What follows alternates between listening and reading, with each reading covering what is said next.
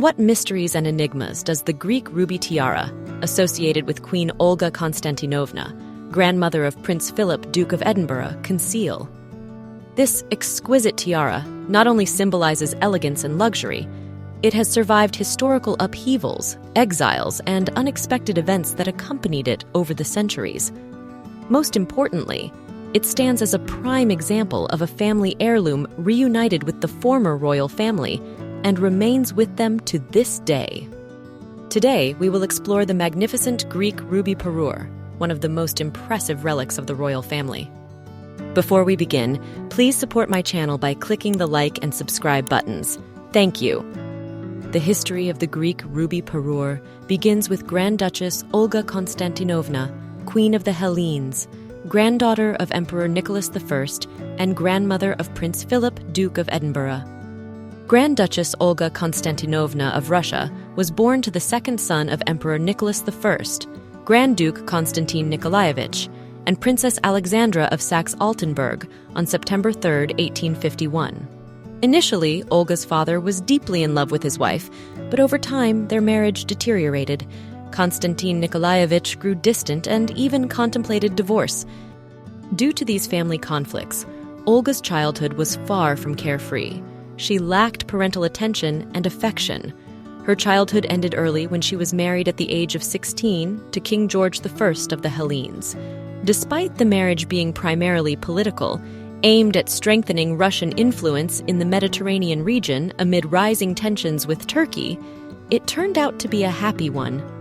Olga and George genuinely fell in love, and she bore him 8 children. A beautiful, romantic legend says that every year, King George I of Greece bought a rare pigeon blood red ruby for Queen Olga on their anniversary. Eventually, he commissioned a magnificent set of jewelry designed in the form of a laurel wreath, a symbol of ancient Greece. The parure includes a necklace of ruby and diamond clusters of flexible length with detachable pendants, a pair of earrings, and 2 brooches, one with a pendant and one without. Olga's son, Prince Christopher, wrote in his memoirs, "My mother had some beautiful jewels. Her rubies were famous, for my father had delighted in collecting them for her, saying that of all stones they suited her white skin best." The version suggesting that the parure was a gift from her beloved husband is supported by the fact that there are no photos of the younger Queen Olga wearing this parure or its components. Queen Olga was first depicted wearing the ruby parure in a series of portraits around 1908. Later portraits include a 1914 painting by Lauritz Tuxen and a 1915 painting by Greek artist Georgios Yakobidis, likely inspired by the official portrait. In these portraits, an incomplete version of the parure is visible: the tiara, a shortened version of the necklace as a choker, and a corsage ornament. According to another, less romantic version, Olga Konstantinovna brought the gemstones from Russia. Another intriguing theory about the origin of the tiara involves Grand Duchess Elizabeth Fyodorovna, who had a similarly designed tiara and earrings. Elizabeth Fyodorovna was married to Olga's cousin, Grand Duke Sergei Alexandrovich of Russia. After her husband's assassination in 1905, she found comfort and moral support in Olga Konstantinovna. It is also known that after her husband's death, Elizabeth Fyodorovna distributed most of her famous jewels to family members, sold the remaining pieces, founded a convent, and became a nun. However, based on a photograph I found, Elizabeth Fyodorovna's tiara has a slightly different wreath design. Nevertheless, it could have inspired Queen Olga to create a similar piece for herself. Queen Olga's husband, George, ruled for 50 years. They were happy in their marriage, but sadly, during the Balkan War in 1913, George was assassinated. Olga returned to Russia and settled in Pavlovsk. She grieved deeply, wore mourning clothes, and devoted all her efforts to the hospital she established at Pavlovsk Palace for treating wounded soldiers. After the fall of the Russian Empire, Olga did not leave Russia immediately. In October 1920, she returned to Athens due to the fatal illness of her grandson, King Alexander of Greece. After his death, she was appointed regent until the restoration of Constantine I the following month.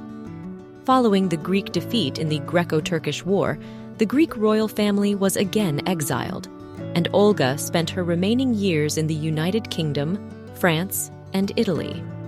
Everyone who knew Olga Konstantinovna loved her. She was remembered as a kind and compassionate woman, always ready to help anyone in need. Queen Olga was heavily involved in charity work. She founded a hospital in Piraeus and organized medical courses for women, which she herself attended. Her grandson, Michael of Greece, wrote about her. The Greeks adored her, and she adored them. She did many good deeds, building hospitals, almshouses, and orphanages, and she worked in them herself. She never interfered in politics. She retained only one royal privilege. She was the mother and helper to all of Greece.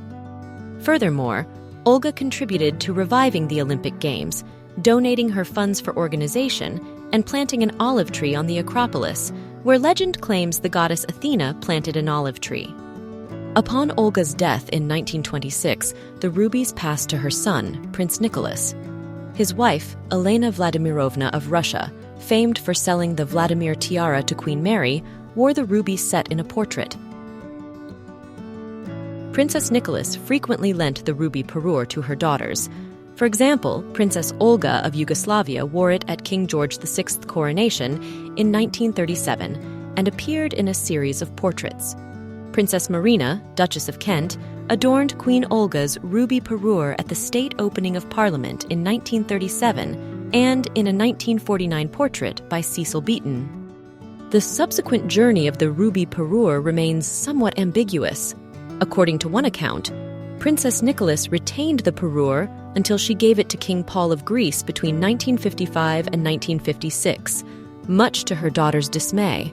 Another version suggests that after Greek Prince Nicholas's death in 1938, his daughter, Princess Olga of Yugoslavia, formerly Princess of Greece, inherited the ruby parure. During the war, both Paul and Olga were exiled and eventually compelled to sell the rubies.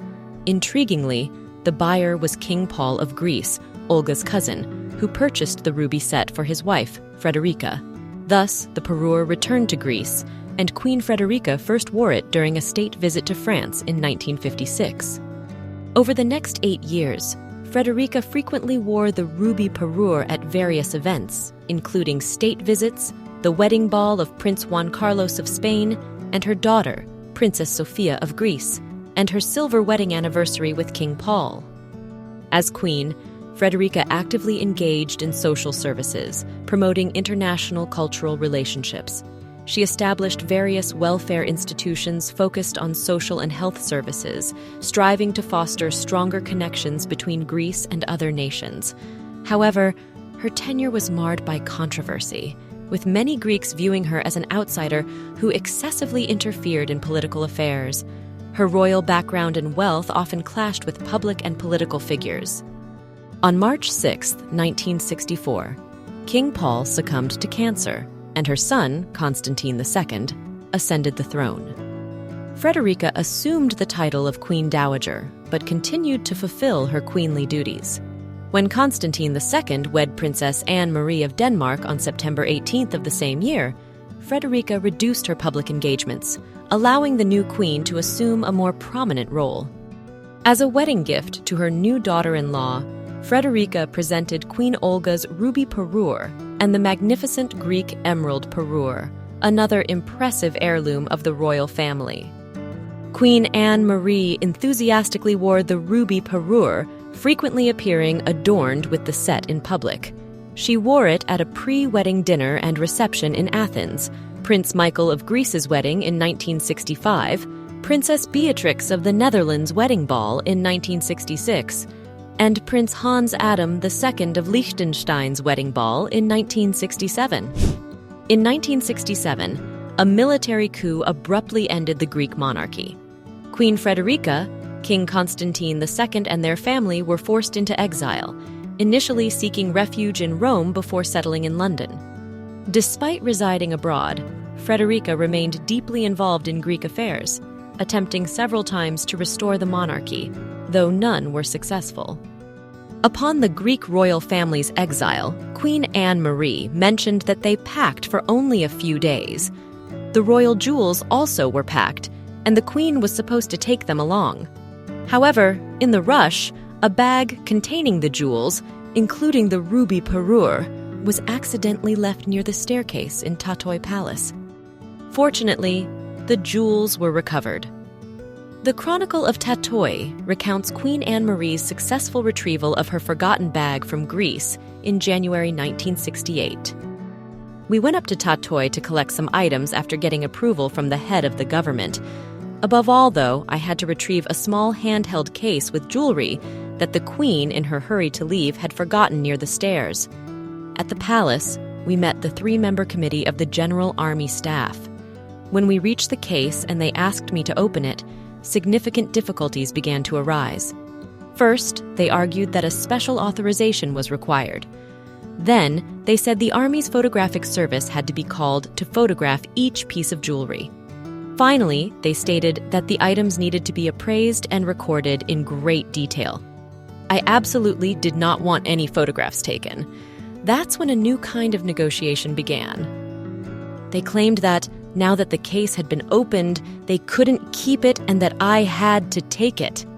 Eventually, the committee agreed to hand over the case to me following a highly superficial inventory, such as 2 earrings with blue stones, a ring with a red stone, etc. Thus, on February 3, 1968, Queen Anne-Marie wore the ruby parure at her sister Princess Benedict of Denmark's wedding, held in a distinguished setting.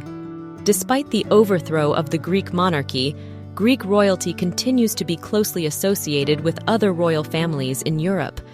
Queen Anne-Marie is the younger sister of Queen Margrethe II of Denmark.